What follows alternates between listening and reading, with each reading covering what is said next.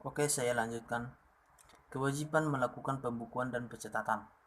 Pasal 6 Kitab Undang-Undang Hukum Dagat. Setiap warga negara masyarakat yang melakukan kegiatan usaha diwajibkan melakukan pembukuan yang diatur sedemikian rupa sehingga pada saat dapat diketahui kewajibannya terhadap pihak ketiga.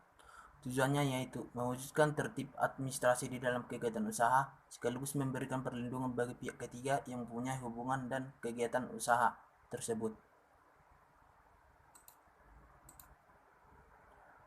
Pengecualian pembukuan tapi pencatatan. Notaris, PPAT, dokter praktik, psikolog, dan lain-lain menurut undang-undang boleh menggunakan bahasa asing. Contoh penanaman modal asing, kontrak karya, kontrak bagi hasil, dan lain-lain. Kewajiban menyerahkan dokumen pada waktu pemeriksaan atau sales assessment atau pengawasan.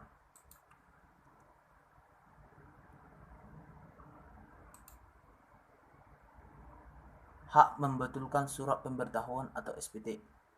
Wajib pajak dengan kemauan sendiri dapat membetulkan SPT dengan menyampaikan pernyataan tertulis dalam jangka waktu 2 tahun sesudah berakhirnya masa pajak pergantian pajak atau tahun pajak dengan syarat Direktorat Jenderal Pajak belum mulai tindakan pemeriksaan. Atas kekurangan pajak sebagai akibat pembetulan dikenakan sanksi administrasi berupa bunga sebesar 2% per bulan.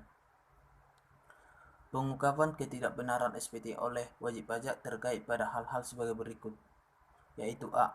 Pajak-pajak yang masih harus membayar menjadi lebih besar atau lebih kecil.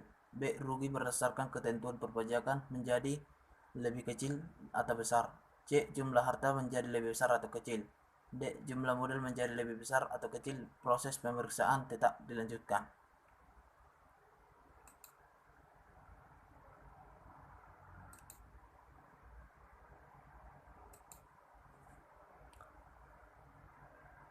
Jenis-jenis pajak.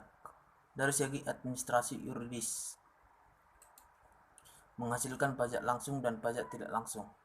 Dari segi yuridis yaitu pajak langsung dipungut secara periodik berulang-ulang atau tidak sekali pungut dengan menggunakan penetapan sebagai dasar dan kohir atau daftar piutang pajak.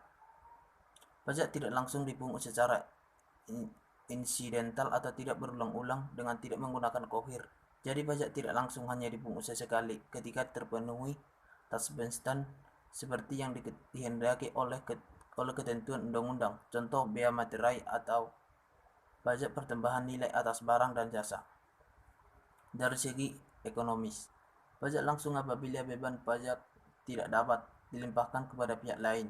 Contoh PPH, mereka yang wajib pajak, pihak yang benar-benar memikul beban pajak. Pajak tidak langsung, suatu jenis pajak di mana wajib pajak dapat mengalihkan beban pajaknya kepada pihak lain.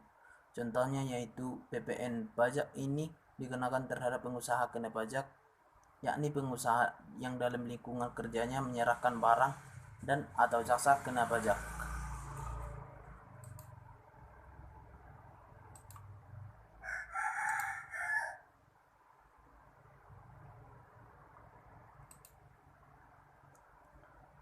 Oke, saya lanjutkan yaitu pajak subjektif. Pajak yang pengenaannya berpangkal pada diri orang atau badan yang dikenai pajak atau wajib pajak.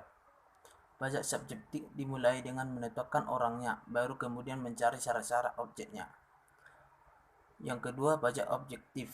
Pajak pengenaannya berpangkal pada objek yang dikenai pajak dan untuk mengenakan pajaknya harus dicari subjeknya. Melihat objek terlebih dahulu, baru dicari subjek atau orang atau badan. Contoh PBB, tentukan dulu objeknya atau bumi dan bangunan, baru kemudian dicari siapa subjek pajaknya.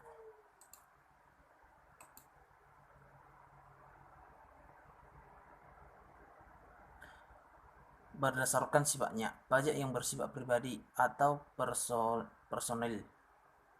Pajak yang dalam penetapannya memperhatikan keadaan diri serta keluarga wajib pajak. Penentuan besarnya utang pajak, keadaan dan kemampuan wajib pajak harus diperhatikan. Misalnya, status wajib pajak atau kawin atau